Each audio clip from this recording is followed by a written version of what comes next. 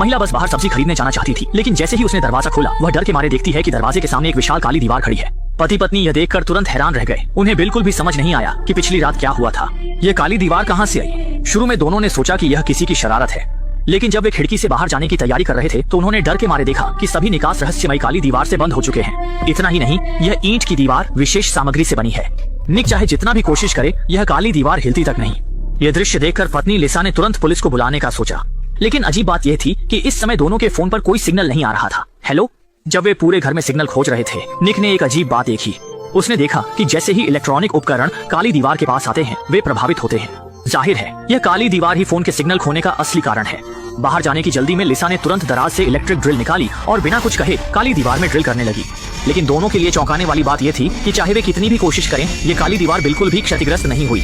अविश्वासी दंपति ने बारी बारी से ड्रिल की, लेकिन भले ही ड्रिल बिट से चिंगारियां निकलने लगी, यह काली दीवार फिर भी पूरी तरह से सुरक्षित रही। मजबूर होकर उन्होंने ड्रिल के पास की दीवार को ड्रिल किया, लेकिन परिणाम ने उन्हें निराश कर दिया। उनकी दीवार के बाहरी हिस्से को पूरी तरह से रहस्यमयी काली दीवार ने घेर लिया था। दोनों यह देखकर तुरंत हैरान रह गए। इतनी बड़ी मात्रा में काम एक रात में कैसे पूरा हुआ। लेकिन इसी समय पड़ोसी के घर से आवाज आई, जिससे दोनों को उम्मीद की किरण नजर आई। आवाज सुनने का मतलब था कि यह दीवार काले ईंटों से बंद नहीं हुई थी। जैसा कि उम्मीद थी, इलेक्ट्रिक ड्रिल के नीचे उन्होंने जल्दी से इस दीवार को तोड़ दिया और पड़ोसी दंपति से मिल गए। थोड़ी बातचीत के बाद उन्हें पता चला कि वे भी काली दीवार से घर में फंसे हुए थे। कोई नहीं समझ पा रहा था कि यह काली दीवार कहां से आई और इसके पीछे असली मकसद क्या था। और भी बुरी बात यह थी कि समय के साथ घर की पानी की आपूर्ति भी बंद हो गई थी, और पानी की आपूर्ति खोने का मतलब ये था कि वे जल्द ही प्यास से मर जाएंगे। ये स्थिति देखकर निक गुस्से से भर गया और उसने फोन उठाकर काली दीवार पर फेंक दिया। लेकिन इस हरकत से उसे एक नई खोज हुई। टूटे हुए फोन के पुर्जे काली दीवार पर चिपक गए। क्या यह काली ईंटें चुंबक से बनी हैं? अपने विचार की पुष्टि करने के लिए उसने तुरंत बड़ी मात्रा में लोहे की वस्तुएं निकाली और पूरी काली दीवार पर समान रूप से फैला दी। थोड़ी कोशिश के बाद उसने पाया कि काली दीवार में वास्तव में एक रहस्य छिपा था, और वह यह था कि काली दीवार की चुंबकीय शक्ति अलग अलग थी। शायद काली दीवार का रहस्य इन 4 सबसे मजबूत चुंबकीय बिंदुओं में छिपा था। लेकिन जैसे ही दोनों सोच रहे थे, दीवार पर लोहे की वस्तुएं अचानक हिलने लगीं। शुक्र है कि निक ने तेजी से प्रतिक्रिया दी और समय पर अपनी पत्नी को चोट से बचा लिया, लेकिन दुर्भाग्य से उसकी पीठ पर लौटे हुए लोहे के टुकड़े से चोट लग गई। मजबूरी में उसने पहले अपनी पत्नी से अपने घाव को बांधने के लिए कहा। थोड़ी देर आराम करने के बाद दोनों ने पड़ोसी के घर की ओर जाने वाले छेद को बड़ा करना शुरू किया। सोच रहे थे कि ज्यादा लोग मिलकर ज्यादा ताकत लगाएंगे। उन्होंने तय किया कि वे वहां जाकर उनके साथ मिलकर भागने की योजना बनाएंगे। लेकिन इस समय पड़ोसी दंपति भी रहस्यमयी काली दीवार के सामने असहाय थे। यह महसूस करते हुए कि वे अब और इंतजार नहीं कर सकते, निक ने चारों ओर उपयुक्त उपकरण खोजने शुरू किए। अंत में उसने पड़ोसी के घर में एक बड़ा लोहे का हथौड़ा पाया। उसने काली दीवार पर मारना शुरू किया, लेकिन उसके हाथ सुन्न हो गए और सामने की काली दीवार फिर भी हिली नहीं। जाहिर है यह काली दीवार इतनी मजबूत थी कि वे कल्पना भी नहीं कर सकते थे। अब बल प्रयोग करना बेकार था। इस समय वास्तुकार लिसा को अचानक कुछ याद आया। असल में इससे पहले उसने पता लगाया था कि यह अपार्टमेंट 1997 में बनाया गया था और द्वितीय विश्व युद्ध के दौरान इसके नीचे एक बंकर बनाया गया था जो मेट्रो सिस्टम से जुड़ा था। इसलिए लिसा को यकीन था कि अगर वे नीचे की ओर खुदाई करते रहेंगे तो वे निश्चित रूप से बंकर तक पहुंच जाएंगे और वहां से बाहर निकल जाएंगे। इस उपाय को कारगर समझते हुए इस समय वे पानी और भोजन से वंचित हो चुके हैं। अगर वे समय पर बाहर नहीं निकले तो सभी यहाँ फंसकर मर जाएंगे। जल्दी ही फर्श में एक बड़ा छेद कर दिया गया। आधे दिन तक यह सुनिश्चित करने के बाद कि नीचे कोई नहीं है, निक चादर के सहारे नीचे उतर गया। लेकिन जैसे ही वह आसपास की स्थिति का जायजा ले रहा था, एक गंभीर रूप से बीमार बुजुर्ग हाथ में बंदूक लिए बाहर आ गया। बुजुर्ग ने सोचा कि निक उसकी सामग्री चुराना चाहता है, इसलिए उसने उसे तुरंत वापस जाने की धमकी दी, क्योंकि अब की स्थिति जैसे कि दुनिया का अंत हो, केवल सामग्री ही सबसे महत्वपूर्ण है। हालांकि निक लगातार सब कुछ समझाने की कोशिश कर रहा था, लेकिन बुजुर्ग कुछ भी सुनने को तैयार नहीं था। सौभाग्य से इस समय बुजुर्ग की पोती बाहर आ गई और समय पर बुजुर्ग को बंदूक नीचे रखने के लिए मना लिया। कुछ बातचीत के बाद बुजुर्ग ने कुछ लोगों के भागने की योजना में शामिल होने के लिए सहमति दे दी। बुजुर्ग की अनुमति मिलने के बाद कुछ लोग बिना कुछ कहे फर्श को तोड़ने लगे। हालांकि इस समय निक ने अचानक ध्यान दिया कि अभी अभी तोड़ा गया धुआं सेंसर कुछ असामान्य लग रहा था। लेकिन जब उसने इसे खोला तो उसने पाया कि अंदर एक कैमरा छिपा हुआ था। संदेह के साथ उसने बुजुर्ग से पूछा, क्या ये कैमरा उसने लगाया है? हालांकि बुजुर्ग भी इस बारे में अनजान था। वह केवल इतना जानता था कि ये सब मकान मालिक ने लगाया था। अपने मन की धारणा को सत्यापित करने के लिए निक ने तुरंत रसोई के धुआं सेंसर को भी खोल दिया। जैसा कि उम्मीद थी, अंदर भी एक कैमरा लगा हुआ था। ये दृश्य देखकर सभी को एहसास हुआ कि शायद ये पूरी तरह से एक बंदरों की नाटकबाजी है। मकान मालिक ने जानबूझकर एक काली दीवार बनाई जिससे इन लोगों को यहाँ फंसा दिया, और मकान मालिक और पर्दे के पीछे के अमीर लोग निश्चित रूप से मॉनिटर के सामने इन लोगों का मजाक देख रहे होंगे। जब उन्हें पता चला कि मकान मालिक बगल में ही रहता है तो सभी ने तुरंत रसोई की दीवार को तोड़ दिया, मकान मालिक से जवाब मांगने का इरादा किया। हालांकि जब वे मकान मालिक के घर में पहुंचे तो उन्होंने भयभीत होकर देखा कि मकान मालिक पहले ही खून के तालाब में गिरा हुआ था, और अजीब बात ये थी कि उसके दोनों हाथ गायब थे। इस अजीब मौत ने तुरंत सभी को आतंकित कर दिया। लगता है कि इसके पीछे की सच्चाई कुछ असाधारण है। इस विवादास्पद जगह से जल्द भागने के लिए कुछ लोग तेजी से बुजुर्ग के घर के फर्श को तोड़ने लगे, लेकिन पड़ोसी आदमी ने एक बार में बहुत जोर से मारा जिससे पूरी फर्श टूटकर गिर गई और कुछ बदकिस्मत लोग तुरंत नीचे गिर गए। सौभाग्य से मंजिल बहुत ऊंची नहीं थी, कुछ लोगों को केवल मामूली चोटें आईं। जब सभी नीचे उतर गए तो इस समय एक आदमी जिसका नाम एंटोन था बाहर आया। उसने कहा कि वह इस मंजिल के मकान मालिक का दोस्त है। वह कल अपने दोस्त से मिलने आया था, लेकिन अनजाने में यहाँ फंस गया। लेकिन इस समय किसी को भी उसकी बातें सुनने का बिल्कुल मन नहीं था। तत्काल आवश्यकता थी, वे केवल यहाँ से बाहर निकलना चाहते थे। लेकिन यह सुनकर एंटोन हंस पड़ा और बेहिचक बोला कि बाहर जाना भी मौत का रास्ता है। फिर उसने सभी को बताया कि वह उच्च तकनीक वाली काली दीवार वास्तव में हमारी सुरक्षा के लिए है, क्योंकि कल रात उसने टीवी पर एक खबर देखी थी जिसमें कहा गया था कि एक रहस्यमय वायरस फैल रहा है। निवासियों की सुरक्षा सुनिश्चित करने के लिए उच्च अधिकारियों ने सभी को घर में बंद करने के लिए रहस्यमय काली दीवार का उपयोग किया और कहा कि उसका दोस्त वायरस से संक्रमित होने के कारण मर गया। हालांकि एंटोन ने बहुत विश्वास के साथ कहा, लेकिन सभी अभी भी आधे अधूरे मन से उस पर भरोसा कर रहे थे। आखिरकार खुद अपनी आंखों से देखकर ही सच और झूठ का फर्क किया जा सकता है। इसके लिए उन्होंने फिर से फर्श को तोड़ दिया और अपनी इच्छा के अनुसार तहखाने में पहुंच गए और सफलतापूर्वक बंकर के स्टील के दरवाजे को ढूंढ लिया। लेकिन जब उन्होंने दरवाजा खोला और देखा, ये सामने का दृश्य देखकर वे वहीं स्तब्ध रह गए। दरवाजे पर अभी भी मोटी काली दीवार थी, जिसे देखकर सभी लोग तुरंत निराश हो गए। पड़ोसी आदमी ने अपने गुस्से को निकालने के लिए बुजुर्ग की पिस्तौल छीन ली और अजीब काली दीवार पर कई गोलियां चला दी। लेकिन तभी एक अजीब दृश्य सामने आया। गोलियां हवा में रहस्यमय तरीके से तैरने लगी।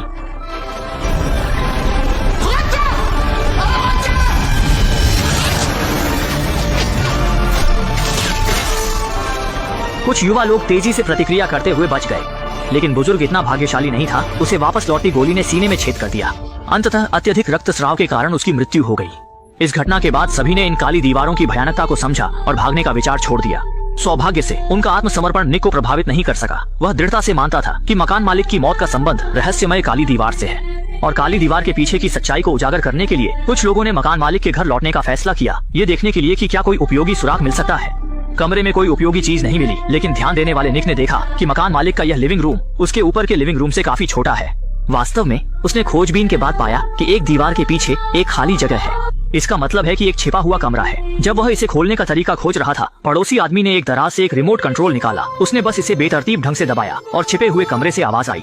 स्पष्ट रूप से यही छिपे हुए कमरे को खोलने का नियंत्रक था। लेकिन पासवर्ड क्या था? इस समय निक को अचानक कुछ याद आया। उसने हल्के से रिमोट कंट्रोल पर आटा फूंका और अगले ही पल 4 फिंगरप्रिंट दिखाई दिए और 4 अंकों के केवल 24 संयोजन थे। लगातार प्रयासों के बाद अंततः उन्होंने छिपे हुए कमरे का दरवाजा खोल दिया, जिसमें कुछ कंप्यूटर रखे थे और उन पर सभी निगरानी दृश्य थे।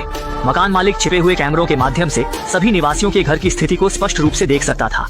जाहिर है मकान मालिक एक विकृत व्यक्ति था जो झांकने का शौक रखता था, लेकिन अब इन बातों पर ध्यान देने का समय नहीं था। तत्काल आवश्यकता थी काली दीवार के रहस्य को समझने की। और जब उन्होंने पिछले निगरानी वीडियो देखे तो सभी ने पाया कि ईंट की दीवार 4 बजे अचानक बिना किसी को खबर हुए प्रकट हो गई थी। निगरानी दृश्य के आगे बढ़ने के साथ निक ने देखा कि पहली मंजिल पर रहने वाला प्रोग्रामर जो एंटोन का दोस्त था, उसने रहस्यमय काली दीवार को खोलने में सफलता प्राप्त की थी। हालांकि निगरानी ने काली दीवार के खुलने का दृश्य नहीं दिखाया, लेकिन लगातार फ्लैशलाइट के बाद दरवाजे की दीवार पर गलियारे की रोशनी का दृश्य स्पष्ट रूप से देखा जा सकता था। लेकिन इससे पहले कि वे खुश हो पाते, निगरानी में एक भयानक दृश्य दिखाई दिया। एंटोन ने अचानक बाहर के दोस्त को खींच लिया और अंततः उसे जिंदा गला घोंट दिया। निक ने महसूस किया कि स्थिति गंभीर है और जल्दी से वापस चला गया, लेकिन तब तक बहुत देर हो चुकी थी। बुजुर्ग की पोती पहले ही मारी जा चुकी थी और पड़ोसी आदमी को भी एंटोन ने बंधक बना लिया था। निक ने देखा और तुरंत एंटोन से लड़ाई शुरू कर दी, लेकिन उसकी कमजोरी के कारण वह जल्दी हार गया। जब एंटोन उसे मारने की तैयारी कर रहा था, पड़ोसी आदमी ने समय पर मदद की, जिससे एंटोन को काबू में किया जा सका। इसके बाद लगातार पूछताछ के बाद एंटोन ने पूरी कहानी बताई। असल में वह और उसके द्वारा मारे गए प्रोग्रामर दोस्त एक टेक्नोलॉजी नैनो कंपनी के लिए काम करते थे। वे रहस्यमय काली दीवारें उनकी कंपनी के उत्पाद थे और कंपनी के पुराने कर्मचारी के रूप में वह अच्छी तरह जानता था कि केवल वायरस या बड़ी आपदा के समय कंपनी इस तरह की काली दीवार को सक्रिय करती है, जिससे निवासियों की सुरक्षा सुनिश्चित होती है। इसलिए वह मानता था कि बाहर कोई वायरस फैल चुका है, लेकिन उसका दोस्त मानता था कि सिस्टम में कोई खराबी है। दोनों अपनी अपनी बात पर अड़े रहे और जब दोस्त हर हाल में काली दीवार को तोड़कर बाहर निकलना चाहता था, तो उसने खुद को फंसने से बचाने के लिए अपने दोस्त की बेरहमी से हत्या कर दी। ये सुनकर सभी लोग गुस्से से भर गए, क्योंकि बाहर निकलने का एकमात्र व्यक्ति भी मारा गया था। जब कुछ लोग नहीं जानते थे कि क्या करना है, तो ऊपर की मंजिल की महिला पड़ोसी ने कुछ देखा। असल में एंटोन के दोस्त ने काले दीवार के फटने के कुछ समय बाद ही रातों रात एक प्रोग्राम लिखा था। ये समझने के बाद कि वही प्रोग्राम काली दीवार को तोड़ने की कुंजी है, निक ने तुरंत सामने वाले के कंप्यूटर से वो प्रोग्राम अपने मोबाइल में डाल लिया। इसके बाद उसने फोन को काली दीवार की ओर किया और जल्दी ही फोन पर चारों ओर प्रकाश बिंदु बटन दिखाई देने लगे। लेकिन निक को भी नहीं पता था कि बटन का क्रम क्या है, इसलिए वह केवल एक एक करके क्लिक कर सकता था। उसके अंधाधुंध कोशिशों के साथ काली दीवार तुरंत प्रतिक्रिया देने लगी और ठोस से धीरे धीरे अनगिनत कणों में बदल गई। महिला पड़ोसी ने सोचा कि यह बाहरी दुनिया की ओर जाने वाला रास्ता है और उत्सुकता से अपना हाथ अंदर डाल दिया। कौन जानता था कि अगले ही पल उसका हाथ अंदर बुरी तरह फंस गया और काली दीवार उसे जोर जोर से अंदर खींचने लगी। जल्दी ही उसका आधा शरीर अंदर धंस गया। इसी समय काली दीवार फिर से ठोस हो गई।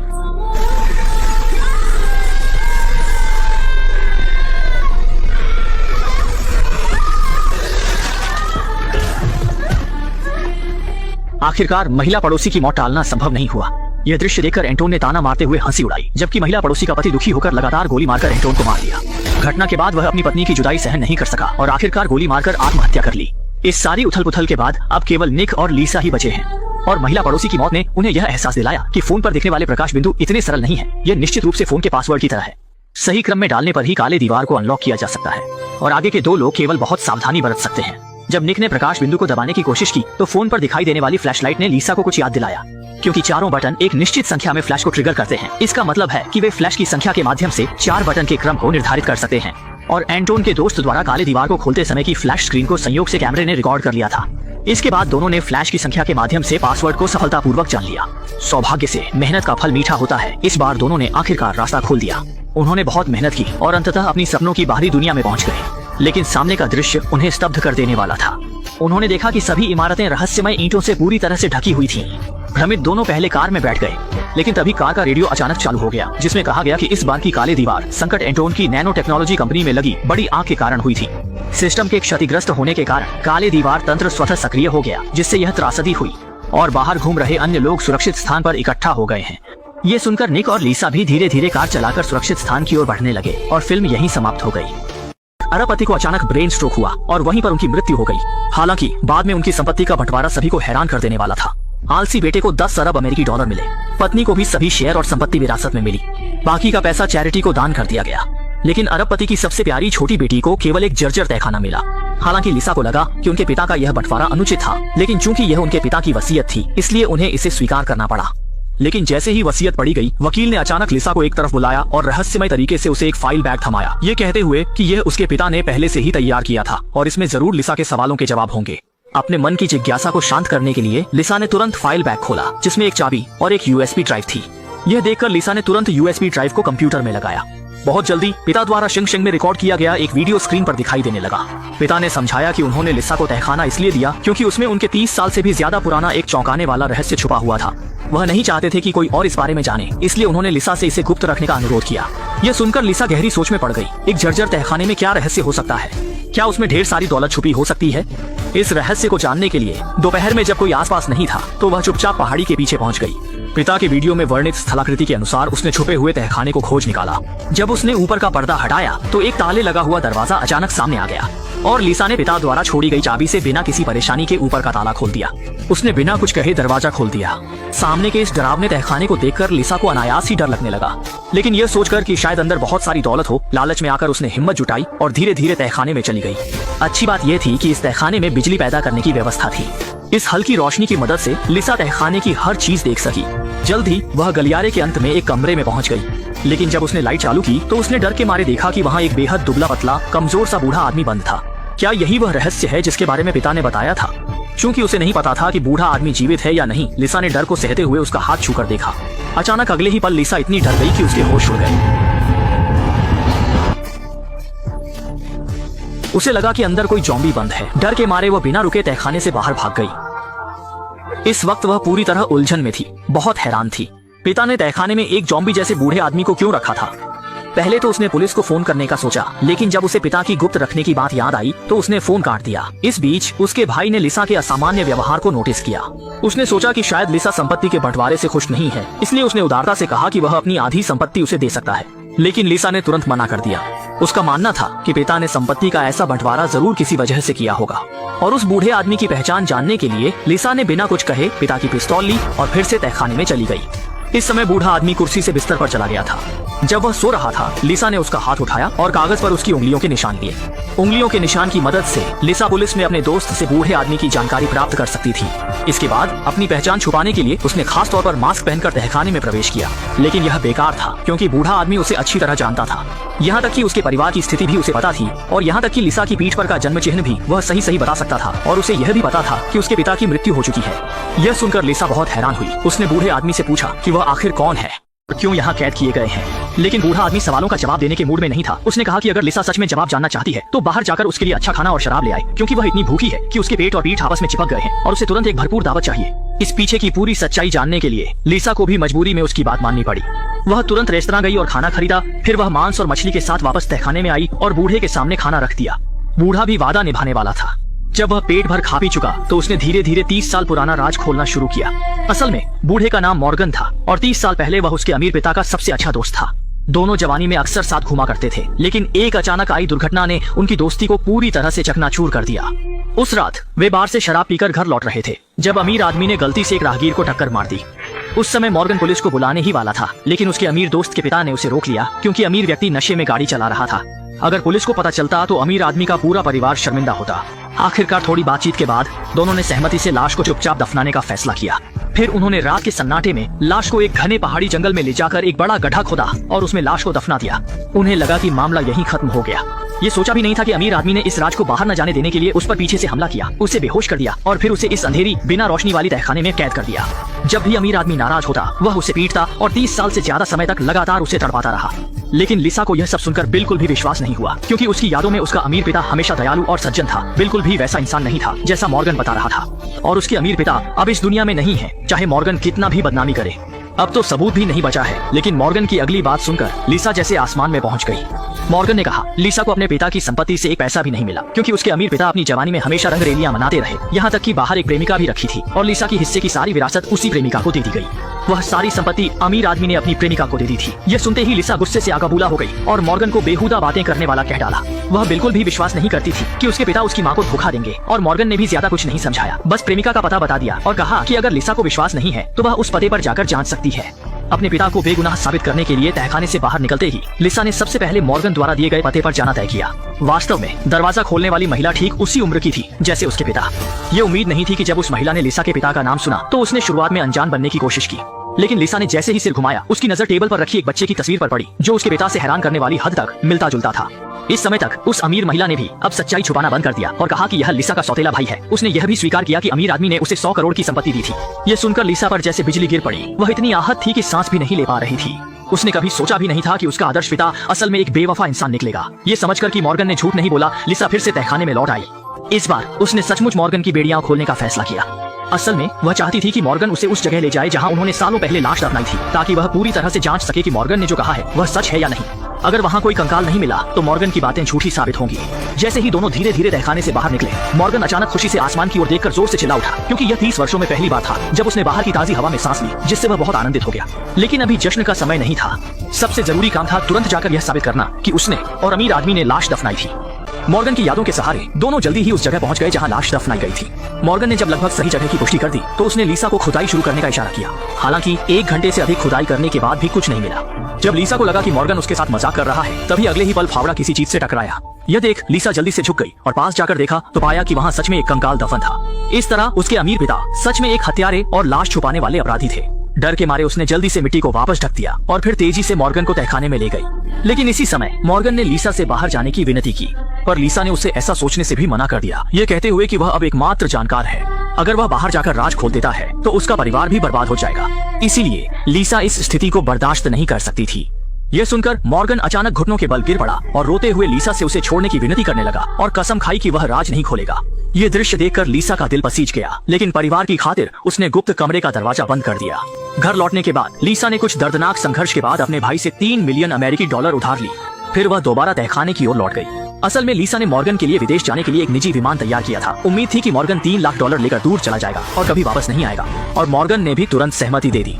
लेकिन विमान में चढ़ने से ठीक पहले उसने लिसा की तरफ एक रहस्यमय मुस्कान फेंकी, मानो यह मामला अभी बिल्कुल खत्म नहीं हुआ हो। और लिसा ने भी ज्यादा नहीं सोचा, मासूमियत से मान लिया कि उसने एक बड़ी समस्या को दूर कर दिया है। जब लिसा खुशी खुशी तहखाने को साफ कर रही थी, दूसरी ओर पुलिस स्टेशन के दोस्त ने आखिरकार फिंगरप्रिंट के जरिए बूढ़े आदमी की फाइल ढूंढ ली।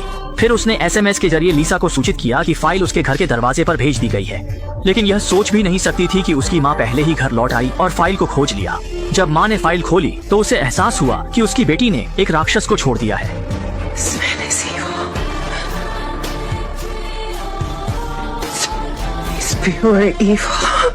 यह सुनकर लिसा को तुरंत लगा कि कुछ बड़ा गलत हो गया है और वह तेजी से कार चलाकर हवाई अड्डे की ओर बढ़ी। जैसा कि उसने सोचा था, जब वह वहां पहुंची तो मॉर्गन का विमान बिल्कुल भी नहीं उड़ा था और पायलट पहले ही खून में लथपथ पड़ा था। यह देख लिसा को बहुत पछतावा हुआ और जब उसे एहसास हुआ कि उसकी माँ भी खतरे में हो सकती है तो उसने तुरंत अपनी माँ को फोन किया, लेकिन फोन के दूसरी ओर कोई जवाब नहीं आया। जब वह जल्दी जल्दी घर लौटी तो उसकी माँ पहले ही गायब हो चुकी थी। जब वह चिंतित होकर इधर उधर खोज रही थी, तभी उसने अचानक देखा कि पीछे के पहाड़ के तहखाने में रोशनी जल रही थी। इस क्षण ने लीसा को एक बुरा एहसास दिया, इसलिए वह पिस्तौल लेकर तहखाने की ओर बढ़ी। जैसा कि उसने सोचा था, इस समय उसकी माँ पहले ही बेहोश होकर जमीन पर पड़ी थी।